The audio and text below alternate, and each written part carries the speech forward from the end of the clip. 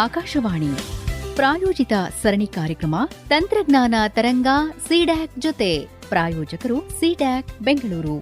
CDAC centre for development of advanced computing ಭಾರತ ಸರ್ಕಾರದ ministry of electronics and information technology ಅಡಿಯಲ್ಲಿ ಕಾರ್ಯನಿರ್ವಹಿಸುವ ದೇಶದ ಪ್ರಮುಖ ಸಂಶೋಧನೆ ಮತ್ತು ತಂತ್ರಜ್ಞಾನ ಅಭಿವೃದ್ಧಿ ಸಂಸ್ಥೆ. 3 ದಶಕಗಳಿಗಿಂತ ಹೆಚ್ಚು ಕಾಲದಿಂದ super computing, cyber security, artificial intelligence, quantum computing ಹಾಗೂ high performance computing, VLSI design, internet of things, AI systems ಹಾಗೂ ಕ್ವಾಂಟಮ್ ಟೆಕ್ನಾಲಜೀಸ್ ಕ್ಷೇತ್ರಗಳಲ್ಲಿ ಸಿಡ್ಯಾಕ್ ಬೆಂಗಳೂರು ಮಹತ್ವದ ಸಾಧನೆ ಮಾಡುತ್ತಿದೆ.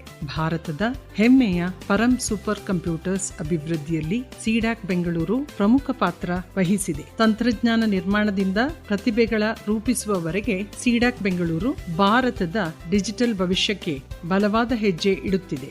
ಇದು ಸಿಡ್ಯಾಕ್ ಬೆಂಗಳೂರಿನ ವಿಶೇಷ ಕಾರ್ಯಕ್ರಮ.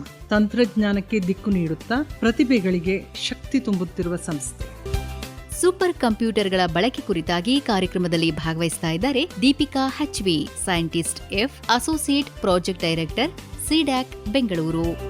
ಕೇಳುಗರಿಗೆಲ್ಲ ನಮಸ್ಕಾರ. ಕಾರ್ಯಕ್ರಮಕ್ಕೆ ಸ್ವಾಗತ. ಕಳೆದ 2 ವಾರಗಳಲ್ಲಿ ನಾವು ಸೂಪರ್ ಕಂಪ್ಯೂಟರ್ಗಳ ಅಂದ್ರೆ ಏನು ಮತ್ತು ಭಾರತ ಅವುಗಳನ್ನ ಹೇಗೆ ನಿರ್ಮಿಸ್ತಾ ಇದೆ ಅನ್ನೋದನ್ನ ತಿಳ್ಕೊಂಡ್ವಿ. ಆದ್ರೆ ಇನ್ನೂ ಒಂದು ಪ್ರಮುಖ ಪ್ರಶ್ನೆ ಇದೆ. ಏನ್ ಗೊತ್ತಾ? ಈ ಶಕ್ತಿಶಾಲಿ ಕಂಪ್ಯೂಟರ್ಗಳು ಸಾಮಾನ್ಯ ನಾಗರಿಕರಿಗೆ ಅಂದ್ರೆ ನಮ್ಮಂಥವರಿಗೆ ನಿಜವಾಗಿ ಹೇಗೆ ಪ್ರಯೋಜನವಾಗುತ್ತೆ ಅನ್ನೋದನ್ನ ತಿಳ್ಕೋಬೇಕಲ್ವಾ? ಈ ಎಲ್ಲವನ್ನ ತಿಳಿಸೋದಕ್ಕೆ ಇವತ್ತಿನ ಕಾರ್ಯಕ್ರಮದಲ್ಲಿ ನಮ್ಮ ಜೊತೆಯಾಗಿದ್ದಾರೆ Deepika HV, scientist F, associate project director, CDAC Bengaluru. ನಮಸ್ಕಾರ. ಕಾರ್ಯಕ್ರಮಕ್ಕೆ ಸ್ವಾಗತ. ನಮಸ್ಕಾರ ಮೇಡಮ್. ಕಳೆದ 2 ವಾರಗಳಿಂದ ನಮ್ಗೆ ಸೂಪರ್ ಕಂಪ್ಯೂಟರ್ ಅಂದ್ರೆ ಏನು, ಅದರ ಹಿನ್ನೆಲೆ ಏನು, ಹೇಗೆ ನಮ್ಮ ಸೂಪರ್ ಕಂಪ್ಯೂಟಿಂಗ್ ಎಕೋಸಿಸ್ಟಮ್ಗಳು ಪ್ರಾರಂಭವಾಯಿತು, ಹೇಗೆ ಕೆಲಸ ಮಾಡ್ತಾ ಇದೆ, ಹಾಗೆ ನಮ್ಮ ವಿದ್ಯಾರ್ಥಿಗಳು, ಸಂಶೋಧಕರು ಹೇಗೆಲ್ಲ ಕೈ ಜೋಡಿಸಬಹುದು ಅನ್ನೋದನ್ನ ತಿಳಿಸ್ತಾ ಇದ್ದೀರಾ. ಈ ಅನೇಕ ಜನರಿಗೆ ಒಂದು ಪ್ರಶ್ನೆ ಮೂಡಬಹುದು. ಸೂಪರ್ ಕಂಪ್ಯೂಟರ್ಗಳು ಕೇವಲ ವಿಜ್ಞಾನಿಗಳಿಗಷ್ಟೇ ಮೀಸಲಾಗಿದೆ, ನಮ್ಮಂತವ್ರಿಗೆ ಇದರಿಂದ ಏನು ಪ್ರಯೋಜನ ಇಲ್ಲ, ಯಾಕೆಂದ್ರೆ ನಾವು ಇದನ್ನ ಬಳಸೋದೇ ಇಲ್ಲ, ಸೊ ನಮಗೂ ಅದಕ್ಕೂ ಸಂಬಂಧನೇ ಇಲ್ಲ ಅಂತ ಪ್ರಶ್ನೆ ಅವ್ರನ್ನ ಕಾಡಬಹುದು. ಇದಕ್ಕೆ ಏನು ಉತ್ತರ ಕೊಡ್ತೀರಾ? ಖಂಡಿತವಾಗಿಯೂ ಇಲ್ಲ.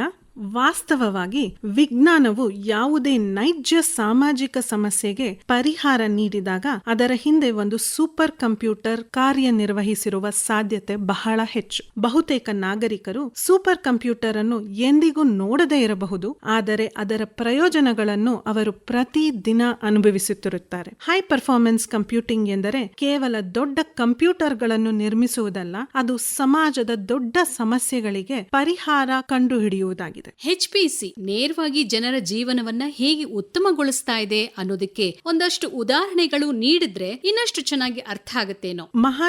ನದಿಯ ದಡದಲ್ಲಿರುವ ಒಂದು ಸಣ್ಣ ಹಳ್ಳಿಯ ರೈತನಿದ್ದಾನೆ ಅಂದುಕೊಳ್ಳಿ. ಅಂದು ಪ್ರಕಾಶಮಾನವಾದ ಬೆಳಗ್ಗೆ, ಆಕಾಶ ನಿರ್ಮಲವಾಗಿದೆ, ಇದು ಮತ್ತೊಂದು ಸಾಮಾನ್ಯ ದಿನ ಎಂದು ಅನಿಸುತ್ತದೆ. ಆದರೆ ಬಹಳ ದೂರದಲ್ಲಿ ನದಿಯ ಮೇಲ್ದಂಡೆ ಪ್ರದೇಶಗಳಲ್ಲಿ ಹಲವು ಗಂಟೆಗಳಿಂದ ಭಾರಿ ಮುಂಗಾರು ಮಳೆ ಸುರಿಯುತ್ತಿದೆ. ಅಲ್ಲಿನ ನದಿಗಳು ಮತ್ತು ಹೊಳೆಗಳು ವೇಗವಾಗಿ ಉಕ್ಕಿ ಹರಿಯುತ್ತಿವೆ. ಸುತ್ತಮುತ್ತ ಯಾರಿಗೂ ಅಪಾಯದ ಸುಳಿವು ಇಲ್ಲ. ಆದರೆ ದೇಶದಾದ್ಯಂತ ಹವಾಮಾನ ವೀಕ್ಷಣೆಗಳು, ಮಳೆಯ ಅಳತೆಗಳು, ನದಿ ಮಟ್ಟ ಮಾಪನ ಕೇಂದ್ರಗಳ ಮಾಹಿತಿ, ಜಲಾಶಯಗಳ ಮಾಹಿತಿ ಮತ್ತು ಹವಾಮಾನ ಮುನ್ಸೂಚನೆಗಳನ್ನು ವಿವಿಧ ಸಂಸ್ಥೆಗಳು ನಿರಂತರವಾಗಿ ಸಂಗ್ರಹಿಸುತ್ತವೆ. ಈ ಮಾಹಿತಿಯನ್ನು ಕೇಂದ್ರ ಜಲ ಆಯೋಗ CWC ಗೆ ತಲುಪುತ್ತದೆ. ಕೇಂದ್ರ ಜಲ ಆಯೋಗವು ಸಿಡ್ಯಾಕ್ ನೊಂದಿಗೆ ಅಭಿವೃದ್ಧಿಪಡಿಸಿರುವ ಪ್ರವಾಹ ಮುನ್ಸೂಚನಾ ಮತ್ತು ಜಲಾವೃತ ಪ್ಲಾಟ್ಫಾರ್ಮ್ ಫ್ಲಡ್ ಅನ್ನು ಬಳಸುತ್ತಿದೆ. ಶಕ್ತಿಶಾಲಿ ಸೂಪರ್ ಕಂಪ್ಯೂಟರ್ಗಳಲ್ಲಿ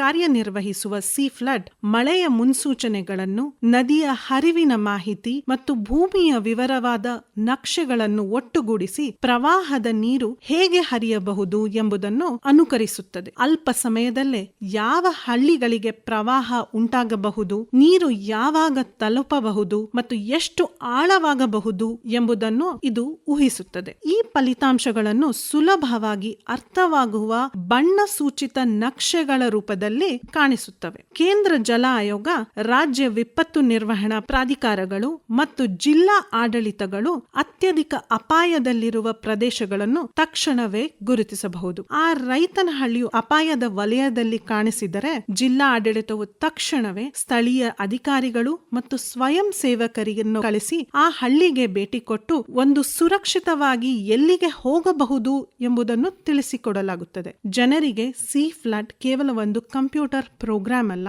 ಇದು ಸರ್ಕಾರಗಳಿಗೆ ಕ್ರಮ ಕೈಗೊಳ್ಳಲು ಅಮೂಲ್ಯ ಸಮಯವನ್ನು, ಸಮುದಾಯಗಳಿಗೆ ಸಿದ್ಧತೆಗಾಗಿ ಸಾಕಷ್ಟು ಸಮಯವನ್ನು ಮತ್ತು ಕುಟುಂಬಗಳಿಗೆ ವಿಪತ್ತು ಸಂಭವಿಸುವ ಮೊದಲು ಸುರಕ್ಷಿತ ಸ್ಥಳಕ್ಕೆ ತೆರಳುವ ಅವಕಾಶವನ್ನು ನೀಡುವ ಬುದ್ಧಿವಂತ ಪ್ರವಾಹ ಮುನ್ಸೂಚನಾ ವ್ಯವಸ್ಥೆಯಾಗಿದೆ. ಸರಳವಾಗಿ ಹೇಳುವುದಾದರೆ ಸಿ ಫ್ಲಡ್ ಅನಿರೀಕ್ಷಿತ ದುರಂತವನ್ನು ಯೋಜಿತ ಪ್ರತಿಕ್ರಿಯೆಯಾಗಿ ಪರಿವರ್ತಿಸುತ್ತದೆ. ಇದರಿಂದ ಜೀವಗಳನ್ನು ಉಳಿಸಲು ಮತ್ತು ನಷ್ಟ ಕಡಿಮೆ ಮಾಡಲು ಸಹಾಯವಾಗುತ್ತೆ. ಕೇಳ್ತಾ ಇದ್ದೀರಲ್ಲ ಶ್ರೋತೃಗಳೇ, ಸಾಮಾನ್ಯವಾಗಿ ನೀವು ಕೇಳಿರ್ತೀರಾ ಪ್ರವಾಹ ಮುನ್ಸೂಚನೆ ಸಂದೇಶಗಳಲ್ಲಿ ರೆಡ್ ಅಲರ್ಟ್, ಯೆಲ್ಲೋ ಅಲರ್ಟ್ ಹಾಗೆ ಆರೆಂಜ್ ಅಲರ್ಟ್ ಘೋಷಣೆ ಆಗಿದೆ ಅನ್ನೋದನ್ನ ನೀವು ಕೇಳ್ತಾ ಇರ್ತೀರಾ. ಇದೆಲ್ಲ ಹೇಗೆ ಘೋಷಣೆ ಮಾಡ್ತಾರೆ, ಯಾವುದರ ಮೇಲೆ ಅವಲಂಬಿತವಾಗಿರುತ್ತೆ, ಹೇಗೆ ಅವರು ಇದನ್ನ ಹೇಳಲಿಕ್ಕೆ ಸಾಧ್ಯ ಆಗತ್ತೆ ಅನ್ನೋದು ಈ ಉದಾಹರಣೆ ಮೂಲಕ ನಿಮಗೆ ಗೊತ್ತಾಯ್ತು ಅಂತ ಅನ್ಸುತ್ತೆ. ಅಂದ್ರೆ ಇದ್ರ ಹಿಂದೆ ಸಿಡ್ಯಾಕ್ ಕೂಡ ಇದೆ ಅನ್ನೋದು ನಿಮಗೆ ಈಗ ಅರ್ಥ ಆಯ್ತು ಅಂತ ಅನ್ಕೊಳ್ತೀನಿ.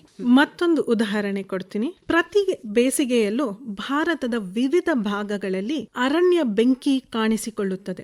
ಒಮ್ಮೆ ಬೆಂಕಿ ಹತ್ತಿಕೊಂಡರೆ ಅರಣ್ಯಾಧಿಕಾರಿಗಳ ದೊಡ್ಡ ಸವಾಲು ಬೆಂಕಿ ಈಗ ಎಲ್ಲಿದೆ ಎಂಬುದಲ್ಲ, ಅದು ಮುಂದೇನು ದಿಕ್ಕಿನಲ್ಲಿ ಹರಡಬಹುದು ಎಂಬುದು. ಗಾಳಿಯ ದಿಕ್ಕು, ಒಣ ಎಲೆಗಳು, ಸಸ್ಯವರ್ಗದ ಪ್ರಕಾರ, ಪರ್ವತದ ಇಳಿಜಾರುಗಳು ಮತ್ತು ಹವಾಮಾನ ಪರಿಸ್ಥಿತಿಗಳು ಕೆಲವೇ ನಿಮಿಷಗಳಲ್ಲಿ ಬೆಂಕಿಯ ದಿಕ್ಕನ್ನು ಬದಲಿಸುತ್ತೆ. ಈ ಸವಾಲಿಗೆ ಪರಿಹಾರವಾಗಿ CDAC wild fire spread forecasting and monitoring system ಅನ್ನು ಅಭಿವೃದ್ಧಿಪಡಿಸಿದೆ. ಉಪಗ್ರಹ ಮೂಲಕವಾಗಿ ಅಥವಾ ನೆಲಮಟ್ಟದ ಅರಣ್ಯ ಸಿಬ್ಬಂದಿಯ ಮೂಲಕವಾಗಿ ಅರಣ್ಯ ಬೆಂಕಿ ಪತ್ತೆಯಾದಾಗ ಅದರ ಸ್ಥಳವನ್ನು ಪ್ಲಾಟ್ಫಾರ್ಮ್ನಲ್ಲಿ ದಾಖಲಿಸಲಾಗುತ್ತೆ. ನಂತರ ಭಾರತದ ಪರಂ ಸೂಪರ್ ಕಂಪ್ಯೂಟರ್ಗಳು ಹವಾಮಾನ ಮುನ್ಸೂಚನೆಗಳು, ಗಾಳಿಯ ವೇಗ ಮತ್ತು ದಿಕ್ಕು, ಭೂಪ್ರದೇಶ, ಸಸ್ಯವರ್ಗ ಮತ್ತು ಲಭ್ಯವಿರುವ ಅರಣ್ಯ ಇಂಧನ ಪ್ರಮಾಣದಂಥ ವಿವರವಾದ ಮಾಹಿತಿಯನ್ನು ವಿಶ್ಲೇಷಿಸುತ್ತದೆ. ಅಲ್ಪ ಸಮಯದಲ್ಲಿ ಮುಂದಿನ 48 ಗಂಟೆಗಳಲ್ಲಿ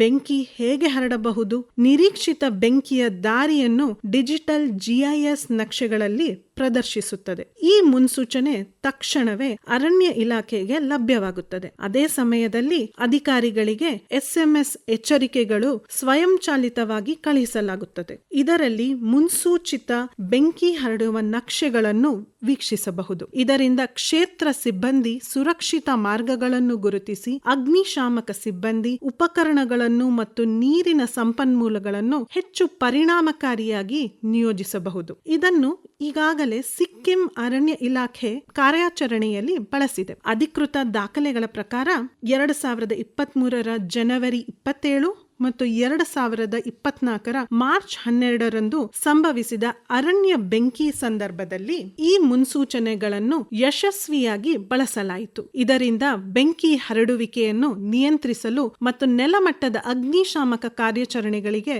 ಉತ್ತಮವಾಗಿ ಯೋಜಿಸಲು ಇಲಾಖೆಗೆ ಸಹಾಯವಾಗಿತ್ತು. ಪ್ರವಾಹದ ಸಮಯದಲ್ಲಿ ಯಾವ ರೀತಿ ಸಂದೇಶಗಳು ಬರುತ್ತೆ, ಹೇಗೆ ಎಲ್ಲ ಅಧಿಕಾರಿಗಳು ಚುರುಕಾಗಿ ಕೆಲಸವನ್ನ ಮಾಡ್ತಾರೆ ಅನ್ನೋದು ತಿಳ್ಕೊಂಡ್ರಿ. ಹಾಗೇನೆ ಅರಣ್ಯದಲ್ಲಿ ಬೆಂಕಿ ವ್ಯಾಪಿಸಿದಾಗ ಅಲ್ಲಿ ಕೂಡ ಹೇಗೆ ಅಧಿಕಾರಿಗಳಿಗೆ ಮೊದಲೇ ಮುನ್ಸೂಚನೆ ಸಿಗತ್ತೆ, ಹೇಗೆ ಅವರು ಸಿದ್ಧತೆಯನ್ನ ಮಾಡ್ಕೊಳ್ತಾರೆ ಅನ್ನೋದನ್ನ ವಿವರವಾಗಿ ತಿಳಿಸಿದ್ರು.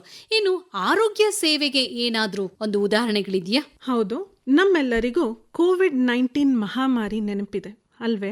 ಆ ಸಮಯದಲ್ಲಿ ಜಗತ್ತಿನಾದ್ಯಂತ ವಿಜ್ಞಾನಿಗಳನ್ನು ಕಾಡಿದ ಒಂದು ಪ್ರಶ್ನೆ, ವೈರಸ್ ಬದಲಾಗುತ್ತಿದೆಯೇ? ಬದಲಾಗುತ್ತಿದ್ದರೆ ಅದು ಇನ್ನಷ್ಟು ವೇಗವಾಗಿ ಹರಡುತ್ತದೆಯೇ ಅಥವಾ ಇನ್ನಷ್ಟು ಅಪಾಯಕಾರಿಯಾಗುತ್ತದೆಯೇ ಎಂದು. ಇದಕ್ಕೆ ಉತ್ತರ ಕಂಡುಹಿಡಿಯಲು ವಿಜ್ಞಾನಿಗಳು ಮೊದಲು ವೈರಸ್ನ ಜೆನೆಟಿಕ್ ಕೋಡ್ ಓದಬೇಕಾಗುತ್ತೆ. ಪ್ರತಿಯೊಂದು ರೋಗಿಯ ಸ್ಯಾಂಪಲ್ಗಳು ಅಪಾರ ಪ್ರಮಾಣದ ಮಾಹಿತಿಯನ್ನು ಸೃಷ್ಟಿಸುತ್ತೆ. ಸಾಮಾನ್ಯ ಕಂಪ್ಯೂಟರ್ಗಳು ಅದನ್ನು ತ್ವರಿತವಾಗಿ ವಿಶ್ಲೇಷಿಸಲು ಸಾಧ್ಯವಾಗುವುದಿಲ್ಲ. ಇಲ್ಲಿಯೇ ನ್ಯಾಷನಲ್ ಸೂಪರ್ ಕಂಪ್ಯೂಟಿಂಗ್ ಮಿಷನ್ ಅಡಿಯಲ್ಲಿ national platform for genomics and drug Discovery ಮಹತ್ವದ ಪಾತ್ರ ವಹಿಸಿತು. ಭಾರತದ ಸ್ವದೇಶಿ ಸೂಪರ್ ಕಂಪ್ಯೂಟರ್ಗಳ ಶಕ್ತಿಯನ್ನು ಬಳಸಿಕೊಂಡು ಈ ವೇದಿಕೆ ಸಂಶೋಧಕರಿಗೆ ಅಪಾರ ಪ್ರಮಾಣದ ಜಿನೋಮಿಕ್ ಮಾಹಿತಿಯನ್ನು ವೇಗವಾಗಿ ವಿಶ್ಲೇಷಿಸಲು, ಜೀನ್ಗಳ ಅಧ್ಯಯನ ನಡೆಸಲು, ಪ್ರೋಟೀನ್ ರಚನೆಗಳನ್ನು ಊಹಿಸಲು ಹಾಗೂ ಹೊಸ ಔಷಧಿಗಳಾಗಬಹುದಾದ ಅಣುಗಳನ್ನು ಗುರುತಿಸಲು ಅಗತ್ಯವಾದ ಕಂಪ್ಯೂಟಿಂಗ್ ಸಾಮರ್ಥ್ಯ ಮತ್ತು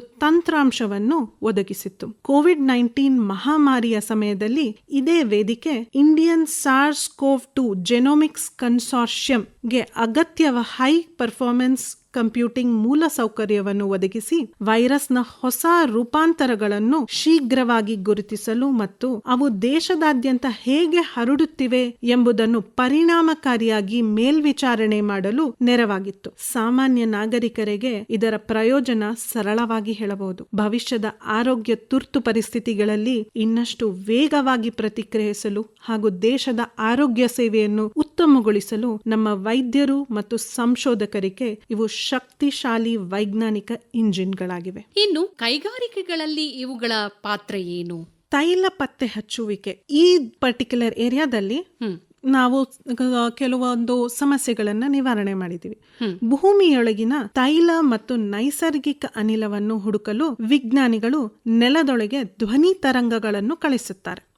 ಅವುಗಳಿಂದ ಹಿಂದಿರುಗಿರುವ ಸಂಕೇತಗಳಿಂದ ಅಪಾರ ಪ್ರಮಾಣದ ಮಾಹಿತಿ ಸೃಷ್ಟಿಯಾಗುತ್ತೆ. ಪರಂ ಸೂಪರ್ ಕಂಪ್ಯೂಟರ್ನಲ್ಲಿ ಕಾರ್ಯನಿರ್ವಹಿಸುತ್ತಿರುವ ಸ್ವದೇಶಿ ತಂತ್ರಾಂಶ SES-RTM ಈ ಮಾಹಿತಿಯನ್ನು ಭೂಮಿಯ ಒಳಭಾಗದ ಸ್ಪಷ್ಟ ಚಿತ್ರಣವಾಗಿ ಪರಿವರ್ತಿಸಿ ತೈಲ ಮತ್ತು ಅನಿಲ ಇರುವ ಸಾಧ್ಯತೆ ಇರುವ ಸ್ಥಳಗಳನ್ನು ನಿಖರವಾಗಿ ಗುರುತಿಸಲು ಸಹಾಯ ಮಾಡುತ್ತೆ. ಇದರಿಂದ ಅನ್ವೇಷಣೆಯ ಸಮಯ ಮತ್ತು ವೆಚ್ಚ ಕಡಿಮೆಯಾಗುವುದರ ಜೊತೆಗೆ ದೇಶದ ಇಂಧನ ಅನ್ವೇಷಣೆಯ ಕಾರ್ಯಕ್ಷಮತೆಯು ಹೆಚ್ಚಾಗುತ್ತದೆ. ಈಗ ಸದ್ಯಕ್ಕೆ ಭಾರತ ಸರ್ಕಾರದ ONGC ಅಂದರೆ oil and natural gas corporation limited ಈ ತಂತ್ರಾಂಶವನ್ನು ಬಳಸುತ್ತಾ ಇದೆ. ಕೆಳಗಡೆ ಪ್ರತಿ ಬಾರಿ ಚಂಡಮಾರುತದ ಎಚ್ಚರಿಕೆ ಒಂದು ಕರಾವಳಿ ಹಳ್ಳಿಗೆ ತಲುಪಿದಾಗ ಒಬ್ಬ ಸೈಂಟಿಸ್ಟ್ ಉತ್ತಮ ಚಿಕಿತ್ಸೆಯನ್ನ ಹುಡುಕಿದಾಗ, ಹಾಗೆ ಒಬ್ಬ ರೈತ ಇನ್ನಷ್ಟು ನಿಖರವಾದ ಮಳೆಯ ಮುನ್ಸೂಚನೆಯನ್ನ ಪಡೆದಾಗ, ಒಬ್ಬ ಇಂಜಿನಿಯರ್ ಇನ್ನಷ್ಟು ಸುರಕ್ಷಿತ ವಿಮಾನವನ್ನ ವಿನ್ಯಾಸಗೊಳಿಸಿದಾಗ ಹೈ ಪರ್ಫಾರ್ಮೆನ್ಸ್ ಕಂಪ್ಯೂಟಿಂಗ್ ಮೌನವಾಗಿ ಹಿನ್ನೆಲೆಯಲ್ಲಿ ಕಾರ್ಯನಿರ್ವಹಿಸ್ತಾ ಇರುತ್ತೆ ಅನ್ನೋದು ಈ ಕಾರ್ಯಕ್ರಮದ ಮೂಲಕ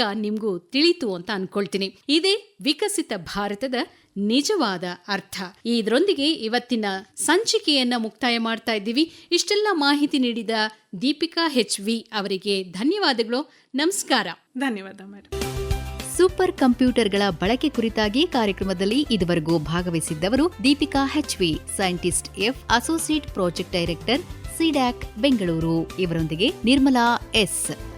ತಂತ್ರಜ್ಞಾನ ತರಂಗ CDAC ಜೊತೆ ಈ ಜರ್ನಿಯಲ್ಲಿ ನಮ್ಮ ಜೊತೆ ಸೇರಿಕೊಳ್ಳಿ. ಕಲಿಯಲು ಆಸಕ್ತಿ ಹೊಂದಿರುವ ವಿದ್ಯಾರ್ಥಿಗಳು CDAC ಬೆಂಗಳೂರಿಗೆ ಬಂದು ಕಲಿಯಬಹುದು. ಪ್ರತಿಭಾವಂತರು ನಮ್ಮ ಸಂಸ್ಥೆಗೆ ಅರ್ಜಿ ಸಲ್ಲಿಸಿ ಸೇರಬಹುದು. ನೀವು www.cdac.in ನಲ್ಲಿ ಅರ್ಜಿ ಸಲ್ಲಿಸಬಹುದು. ಹಾಗೆಯೇ ಸ್ಟಾರ್ಟ್ಅಪ್ಗಳು, ಸಾಫ್ಟ್ವೇರ್ ಕಂಪನಿಗಳು ಮತ್ತು ವಿದ್ಯಾಸಂಸ್ಥೆಗಳು ಸಂಶೋಧನೆ ಹಾಗೂ ವಿವಿಧ ಚಟುವಟಿಕೆಗಳಲ್ಲಿ CDAC ಬೆಂಗಳೂರಿನೊಂದಿಗೆ ಭಾಗವಹಿಸಬಹುದು. ಇದರ ಜೊತೆಗೆ ACTS advanced computing training school ಮೂಲಕ ಭವಿಷ್ಯದ ತಂತ್ರಜ್ಞಾನ ತಜ್ಞರನ್ನು ರೂಪಿಸಲಾಗುತ್ತಿದೆ. CDAC ಬೆಂಗಳೂರಿನ ಪ್ರಮುಖ post graduate certificate programmes, PG certificate programme in advanced computing, PG certificate programme in embedded systems design, PG certificate programme in big data analytics, PG certificate programme in IT infrastructure systems and security, PG certificate program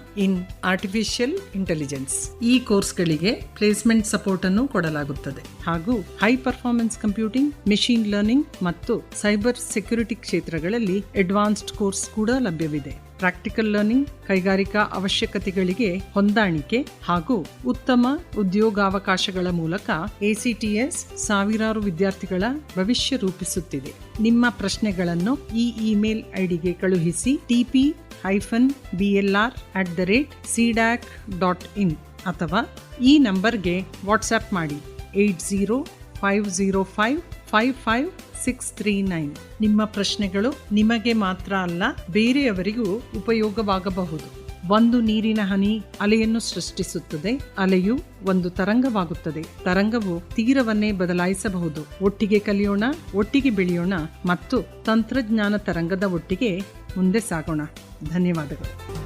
ಇದುವರೆಗೂ ತಂತ್ರಜ್ಞಾನ ತರಂಗ CDAC ಜೊತೆ ಪ್ರಾಯೋಜಿತ ಸರಣಿ ಕಾರ್ಯಕ್ರಮ ಕೇಳಿದಿರಿ. ಈ ಕಾರ್ಯಕ್ರಮದ ಪ್ರಾಯೋಜಕರು CDAC ಬೆಂಗಳೂರು. ಈ ಕಾರ್ಯಕ್ರಮ ಆಕಾಶವಾಣಿ ಬೆಂಗಳೂರು ವಾಣಿಜ್ಯ ಪ್ರಸಾರ ಕೇಂದ್ರದ ಕೊಡುಗೆ.